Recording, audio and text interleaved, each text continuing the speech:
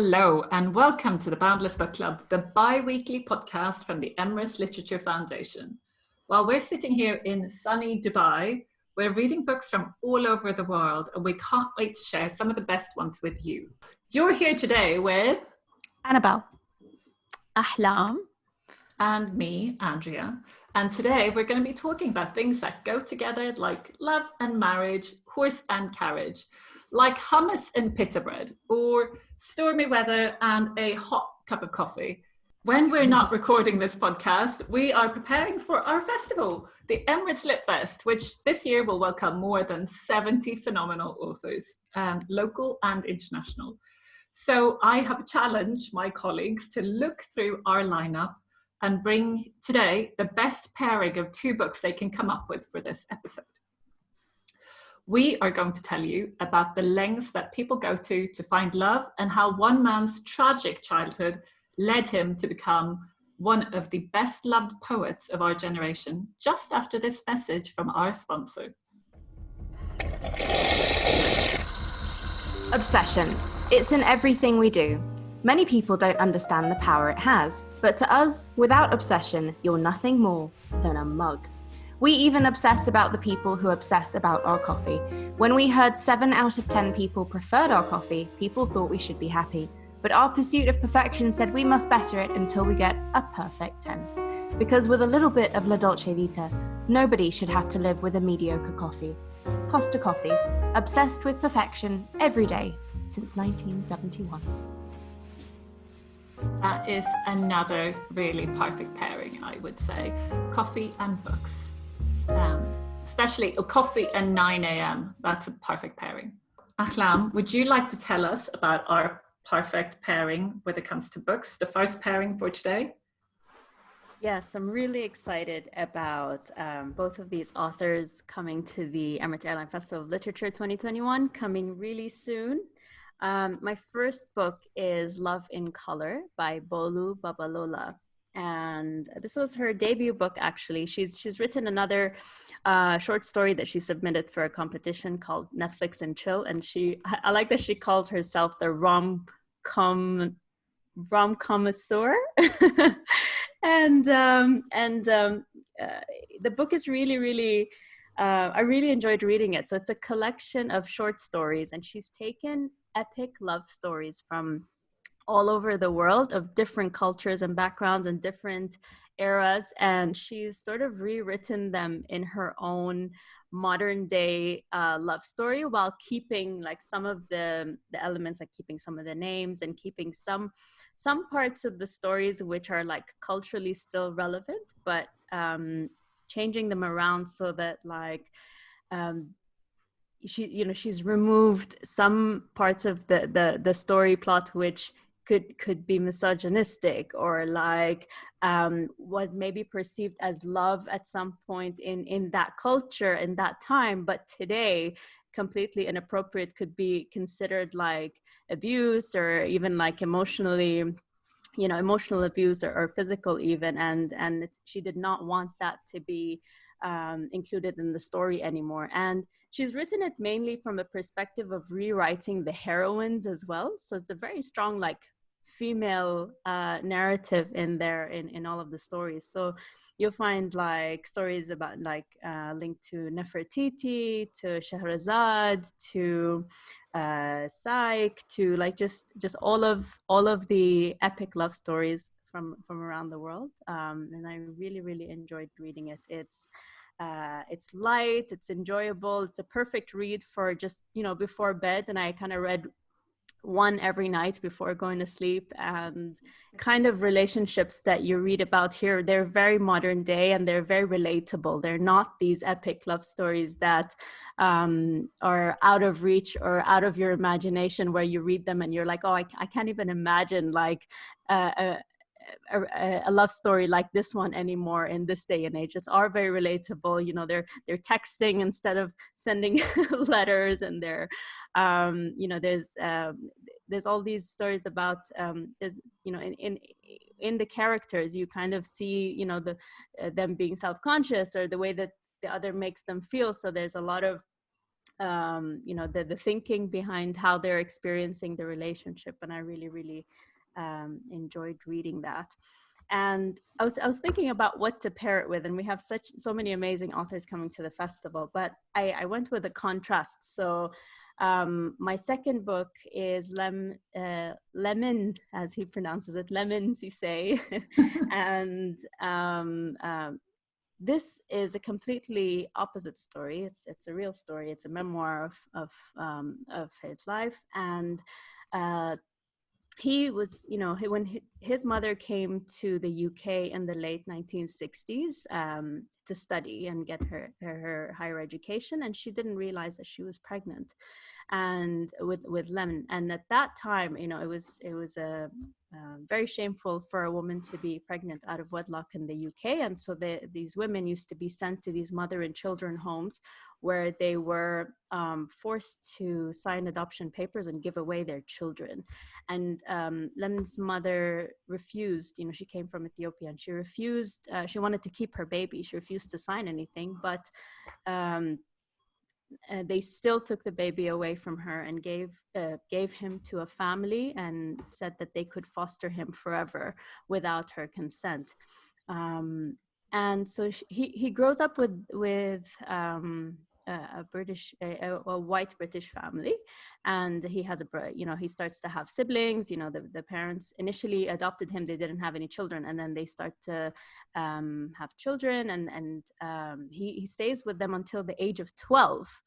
And then at the age of 12, he starts to be naughty, in his own words. He kind of answers back, and he becomes like a normal kid going towards becoming a teenager, starts to find his own voice. And then at some point they give him back to the foster home at the age of 12.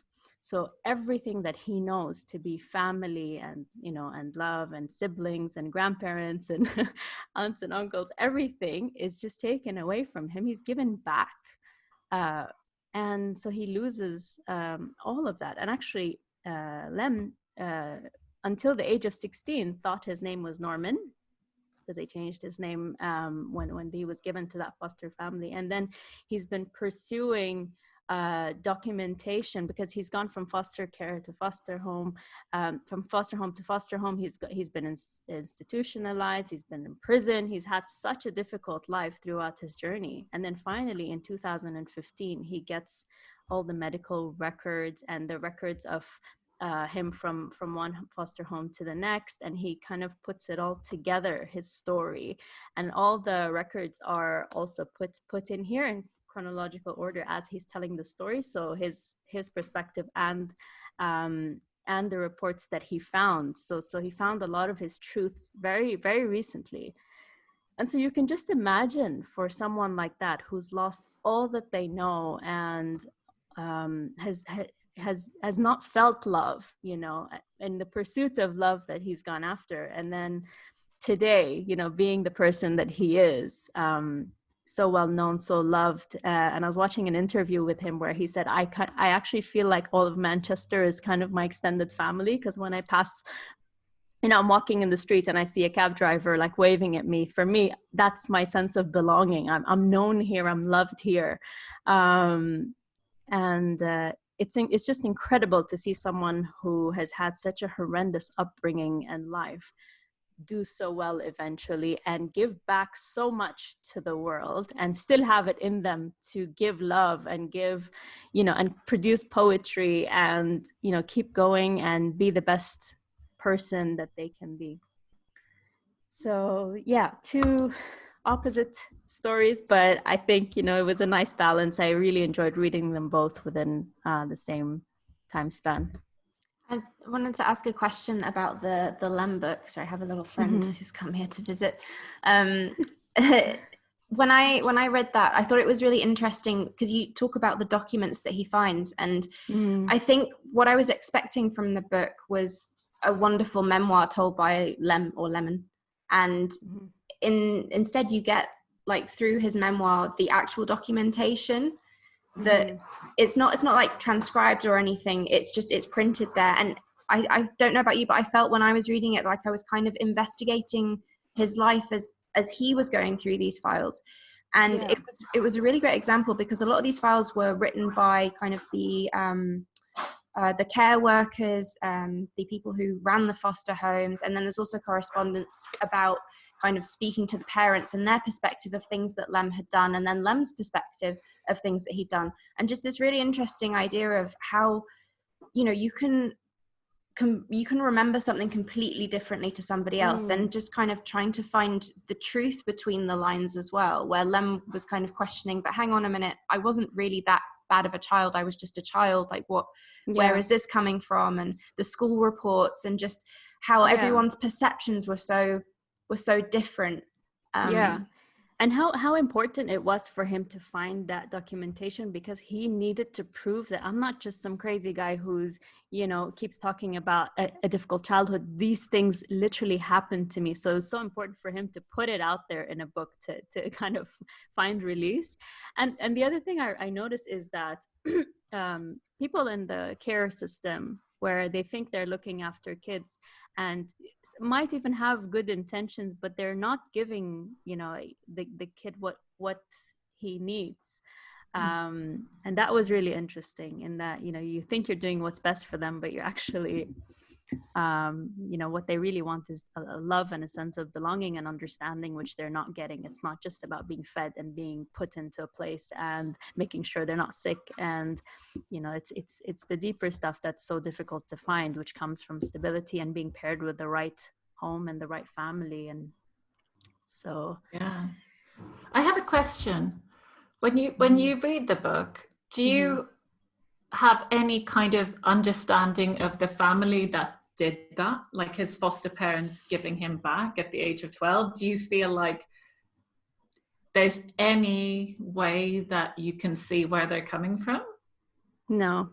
Honestly, there is no, I can't even go in there and imagine or understand what, and I, you know, I'd hope that there is a huge sense of regret today, you know, either within them or within their circle after the story has come out, or, you know, with their own children who grew up with Lemn, who are in the picture with him. You know, what was that like? So, you know, for me, I don't think there's any justification or that I could at all understand that. You know, for them, it may, I don't know. I mean, it's interesting. He also says something like, you know, when they had me, I was the eldest and I was the only one. And then at some point I started to grow up and I'm not this cute, cuddly little brown child anymore. And they start to have their own children. And I feel that I was turning into what they feared the most, which is a grown Black man. And that's how he felt, you know, he felt that that's what it must have been. I'm so glad you paired that with something a bit more uplifting. Yeah. Because that sounds quite hard to live with. Yeah, definitely. And seeing, you know, the other book, The Love in Color, seeing all these different love stories from around the world, which are so relatable, but at the same time puts you in the mind of different cultures and how love is in different cultures is really fun to read. She had a really quirky twist on the Greek one that I do remember was it Psyche, Eros, and Venus, and do they work in like a London PR firm or something? Oh dear. I'm not sure if it's PR, but they're in like this London office and there's this like battle for promotions, and it's really interesting seeing like Cupid in this kind of very like corporate London setting. I mean, it happens a lot. I would love to know what you've brought for us today, Annabelle. Well, I bring you today, Andrea and Ahlam, curiosities. That's what I bring today. It's fantastic. Okay, I'll start with Friend, which is a novel from North Korea by Paek Nam-Nyong and translated by Emmanuel Kim. So most of the North Korean literature that we have access to in English translation is written by dissidents and defectors. Now, this is actually state sanctioned. and it was published in 1988, and it just this year has been made available in English. Thank you, Emmanuel Kim. Thank you so much. Love and marriage, essentially. And I think what was most interesting about reading this is going into it with kind of preconceptions about what I thought the book might be in terms of high levels of propaganda versus low levels of actual story, and being challenged, having those preconceptions challenged as I was reading the book. And I can't recommend it enough, not necessarily because the story is amazing. The story starts with this woman who goes in petitioning for a divorce because she's in an unhappy marriage. And it's the involvement of the judge as he investigates this couple's story, and the impact that the divorce will have on the child, and how he kind of gets a bit too involved in the emotions at stake in the case. And it's the novel is an exploration of love and marriage, but in a completely different cultural context to any that we've seen before. And I'm not saying that there's not, there aren't elements of North Korean, like what's important to North Korean society, and there's not elements of propaganda in there, that there are, but it's not at the expense of story, and it's not at the expense of character. So once you've read the book, what's really great, it's only 200 pages, so it's a really quick read. And then there's this afterword by Emmanuel Kim, who is actually, he's an associate professor of Korean literature and culture studies at George Washington University. So not only do you get this wonderful translated novel, at the end you get his insights onto kind of the author's upbringing, the importance of him being in this literary production unit. He actually went to North Korea. He got permission to go to North Korea and interview the author as well. So there's his reflections on that conversation with the author. He spent 3 days with him in North Korea. And it's just absolutely fascinating to have that insight into a place that I think we have so many questions about. It's a real curiosity. I've never read anything like it before, and I just highly recommend it to everyone because of that, because it's completely unique. And then the other book that I wanted to talk to you about is kind of a compendium of the unique, and I want to pair this with a book called The Madman's Library: The Great Curiosities of Literature by Edward Brooke-Hitching. That was a mouthful. I realized that. I'm going to need some of this coffee from my Costa cup. There we go. And I'm going to begin with the opening line, which is one of my favorites I've read in a nonfiction book. I had just turned 1 when my father first used me as a bidder's paddle at auction. With an antiquarian book dealer for a parent, home is a house built from books, figuratively and structurally. Every square inch of wall space is rigged with shelves groaning with leather bindings of radiant colours, rich red Morocco, white vellum, naval blues, jungle greens, solid golds, and older, moodier antique browns, all glittering with varied degrees of gilt tooling. So essentially, this is kind of a really intelligent love letter to books that are interesting because of the way they were made, their backstories, that to kind of defy categorization. And the book is separated into the following sections: books that aren't books, books made of flesh and blood, cryptic books, literary hoaxes, curious collections, works of the supernatural, religious oddities, curiosities of science, books of spectacular size, and strange titles. There's so much to go through. I'm not going to go through everything, but I have handpicked like a few of my favorite bits of trivia from the book that I will share with you. Please make it books made of flesh. I have a fun fact about a book written in blood for you, which is actually sort of relevant to here, because I believe Kiss is performing at the end of the year, like for New Year's Eve, aren't they? Yeah. Yeah. I think they are. Okay, so there's an issue of Marvel Comics Super Special #1 from 1977. It's a 40-page comic book featuring the rock band Kiss in a fictional adventure. And the musicians had vials of their blood withdrawn and mixed into the reservoir of red ink used to print the issue. So you can actually, their comic book about them is written in their blood, which is such a Kiss thing to do. It's just mind-blowing. Yeah. So that's kind of one of the tamer examples that I'll give you. And then this is a random fact that's in the introduction. 2.5 million Mills and Boon novels in 2003 were shredded and mixed into the foundation of a 16-mile stretch of England's M6 toll road to help bind the asphalt. There is a 16-mile stretch of the M6 that is made up of Mills and Boon novels. The most romantic highway. My goodness. In terms of like books of spectacular size, the story behind this one is more interesting, I think, than the size of the book itself. It's 2 meters thick. It's 41,000 pages long. And it was a book put together in 2014 by a Brazilian tax lawyer who'd kind of had enough of the fact that there were about 35 new tax laws produced every day in Brazil. And this was kind of his protest against that, kind of like a visual statement to say, this is ridiculous. And he spent 23 years making a single volume, which I imagine was completely out of date by the time he'd made it, because there would have been new laws that had come out once he'd done it. 2 meters thick. And then one of my absolute favorites is a story of kind of silly books.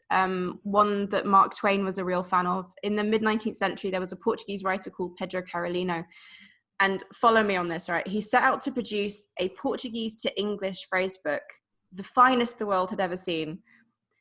But he couldn't speak English. So sorry, I had to get through this without laughing. What he had was a Portuguese to French phrase book and a French to English dictionary. You can see what's coming, right? So phrase by phrase, he translated Portuguese sentences into French and then put those results into a second dictionary in English. And then he basically created the world's worst language guide. And it's just a thing of real beauty. Some phrases that you might employ in your next conversation: take care to dirt yourself. Yours parents does exist yet. And he refused to marry oneself. You break my head. You don't dance well. Oh, that's very abrupt. Your guitar, is it tuned? And then not only the phrases themselves a complete mess, but they are occasionally in a really curious order as well. So this is my absolute favorite. It is almost 9 o'clock follows the phrase, they are all dead. And then no connection. And then while I have learned the French language is followed by my head is sick. So yeah, that is just a handful of many wonderful examples. There's books made of cheese. There's grimoires, all sorts. And just it's a beautiful book. I've only actually seen like an e-version of it, but it's just I imagine it's the kind of book that makes a really great gift as well. And there's all these like high resolution images, and it questions kind of what makes a book as well. So there's literature written on clothing. There's people writing secret messages on toilet paper by using pins and things in like Nazi camps and all of that. It's just so wide ranging, and it's one of those books you can dip in and out of and just have all of these fun facts to share at dinner parties. So wait, is this his description of his father's library in the house? No, so what he's done is he's it starts with an explanation of the Google Books project, I think, and kind of the number of books that they decided like to scan so that they were available virtually. And he started asking himself, what would, if money were no object, what were the books that you would put in the Madman's library? Like an example of all the like curious copies of literature throughout history, like what would that library look like? And so that's what he's done. It's kind of his dream library in a way that he's describing for you with real world examples. Oh my God, that sounds amazing. I feel like they should really make cool. that library and then open it up to the public. Someone needs to take that on. But it just makes me sad. Like, this little boy grew up in a house where, his dad had every inch of his wall filled with books. And then like brought all this crazy imagination to him that he's now, you know, taken it to this. And it just makes me think that, you know, how everyone's like sort of moving to Kindle. I mean, not everyone, but a lot of people are moving to like Kindle and digital books. And it's a very personal experience. And yes, whoever wants to read will go in there, but it takes away the element of like having the physical like library display is really cool for the kids that grow up in that house and the friends that visit. And it's something that always comes up as like something significant in the memory of whoever grows up around those bookshelves and libraries. If you read only digitally, there's True. no like sharing and showing the way I imagine you could in his dad's house. Yeah. So there was actually an article I read about this a couple of years ago, which I've found again. It was in The Guardian, I think. Basically, research data from 160,000 adults in 31 countries concludes that a sizable home library gave teen school leavers skills equivalent to university graduates who didn't read. So growing up in a home packed with books has a large effect on literacy in later life, but a home library needs to contain at least 80 books to be effective, according to new research. That's just massively summarized, but there you go. So you're onto something. I think I'm fine. I'm going to count my books as soon as this call is over. I think you're fine, You Ahlam. have more than 80 in view. Yeah. So we have been to North Korea. We've experienced the Madman's library and all its curiosities. And speaking of curiosities, I'm very curious about what you have brought as your perfect pairing, Andrea. Well, so my perfect pairing starts with Annabel Kantaria's thriller, I Know You, and it is, it's everything you want a thriller to be. It's, I think I read it in one sitting. It's a page turner. And I'd like to read the blurb to you because I think the blurb is phenomenal. It goes, "You trust me, you shouldn't. The picture you just posted on Instagram, I've seen it. The location you tagged, I've been there. You haven't been careful enough, have you? Because I know all about you. But when I meet you, I won't tell you that. I'll pretend just like you do. You'll like me though. You'll trust me enough to let me into your life. And then I'll destroy it." Chills, right? Is that amazing? Yeah, I do. So this is a story about an American woman called Taylor who moves to London for her English husband. So, and he travels a lot. So she is on her own most of the time in Croydon, and she doesn't know anybody. And like many people, she turns to social media to fill the void and I guess to keep up the facade.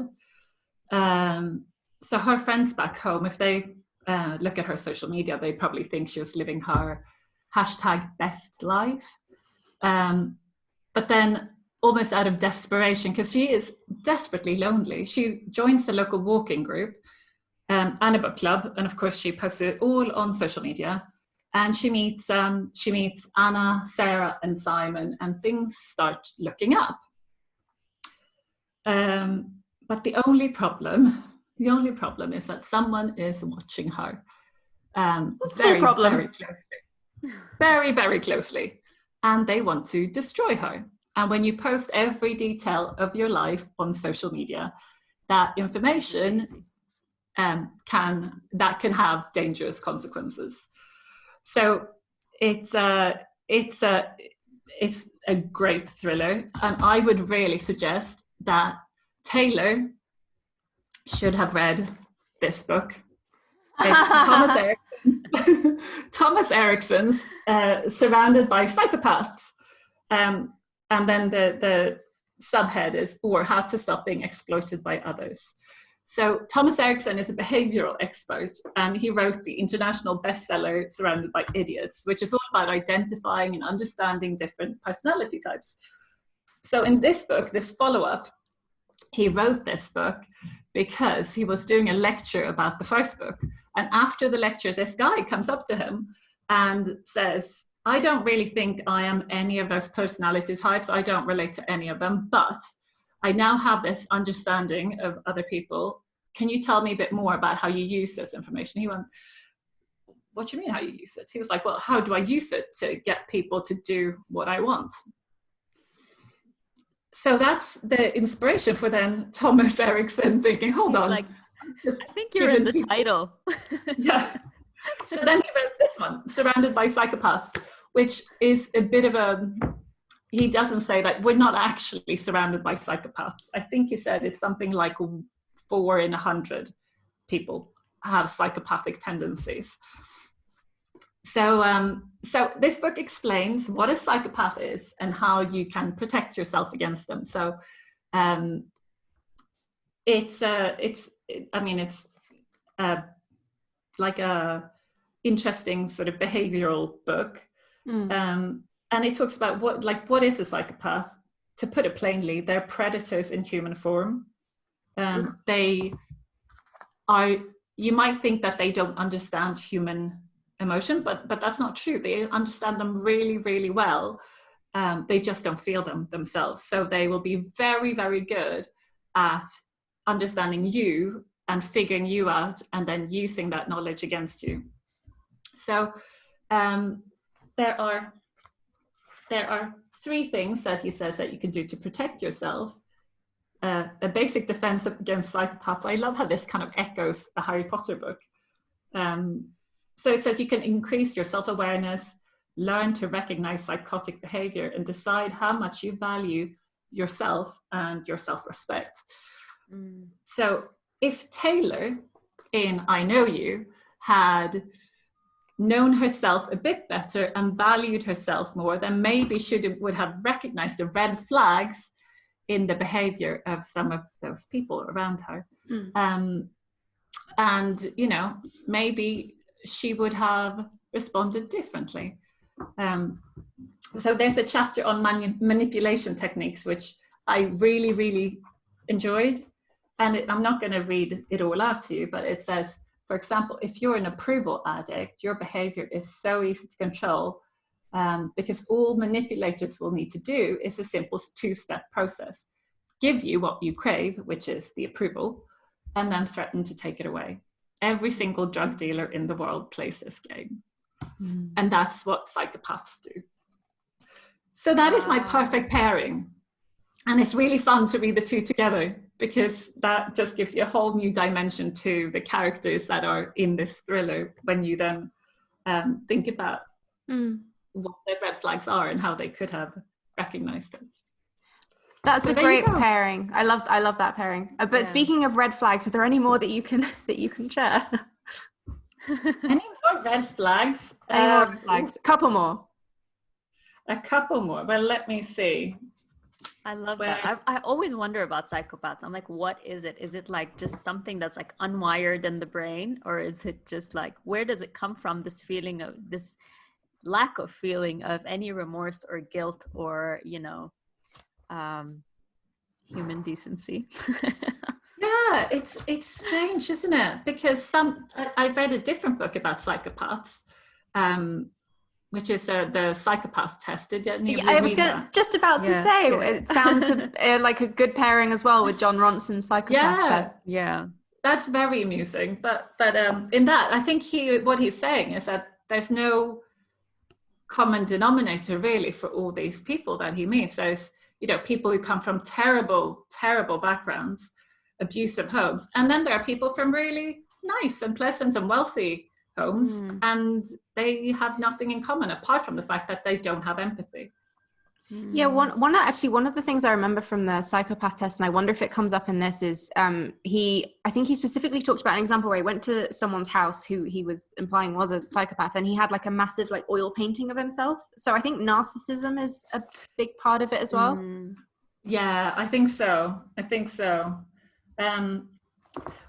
This is I've forgotten about this. It actually talks a lot about the tendencies of different, so the first book, Surrounded by Idiots, gives you different colors for different personality types, and he goes into detail. So if you're like a red with psychopathic tendencies, this is the type of behavior you'd expect from them, and so on. But one of the other techniques that a psychopath may use is love bombing, which is when you just give people so much positive reinforcement to the point where they are just preparing you for the unavoidable blow. So after a set period, whatever that period might be, the love suddenly just comes to a hush stop, because they don't feel it. It's just put on, so they can switch it off whenever. And at that point, you probably don't know how to get along without it, because you're so used to it, and you've come to rely on that constant affirmation, I guess. But you know what? How to resist being manipulated? Act like a red. And I'm not going to explain that. Let's just leave it there. You're not going to explain it? I so want to read both of those books now. That was a great pairing. Yeah, thank you. I really enjoyed that. Read this, learn how to manipulate people. No, the opposite. The opposite. So that's it for today's show. 3 great book couples, and all the authors will be coming to the Emirates Airline Festival of Literature in February of this year. We would love to know which pair you're most tempted by, so drop us an email on comms@emirateslitfest.com or comment on social media. You'll find us at Emirates Litfest. That's it for today. Thanks for listening, and thanks to our sponsor, Costa Coffee. Thank you. Bye. Thanks, Costa.